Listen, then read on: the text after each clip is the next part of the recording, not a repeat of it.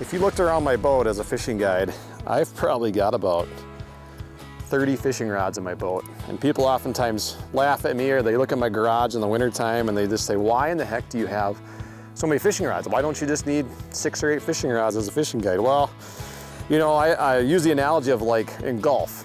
You have a golf bag and you have a pitching wedge and a 9-iron and a 4-iron and a driver and a 3-wood and all those things. And you have all these different clubs in your golf bag because you need those clubs to hit certain distances to be an effective golfer. Well, as a fisherman, your fishing rods are like your golf clubs.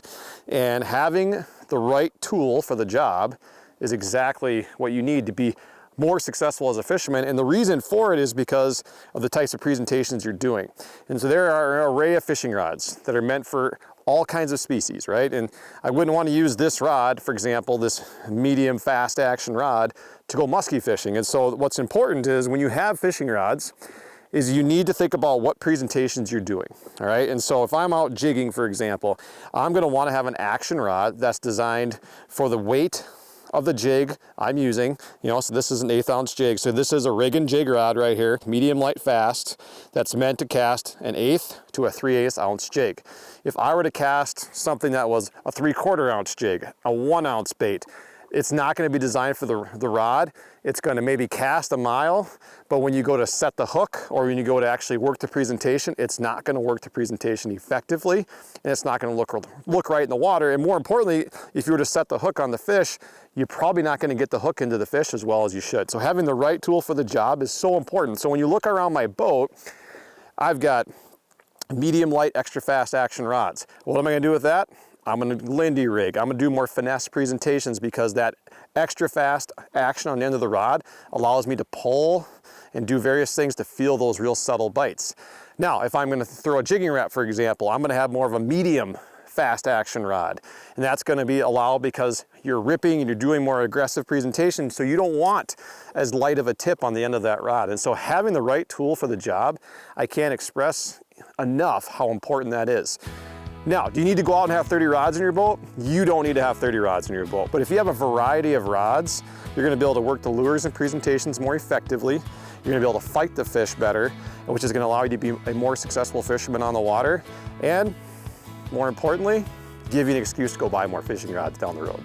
You know, when you have as many rods as I do, I'm very fortunate as a fishing guide to be in this 2075 Lund Impact. And the reason why I say that is because the amount of rod storage I have in this boat allows me to have multiple rods for a variety of presentations and species. I'm a multi-species fishing guide. We'll switch on a dime, go walleye fishing, bass fishing, pan fishing, and so on.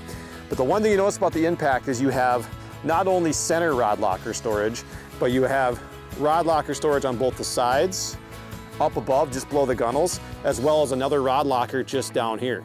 And so what you'll notice about my fishing rods is that I oftentimes will put rod slicks on them. Why do I put a rod slick on my fishing rods? Well, number one is they're an investment.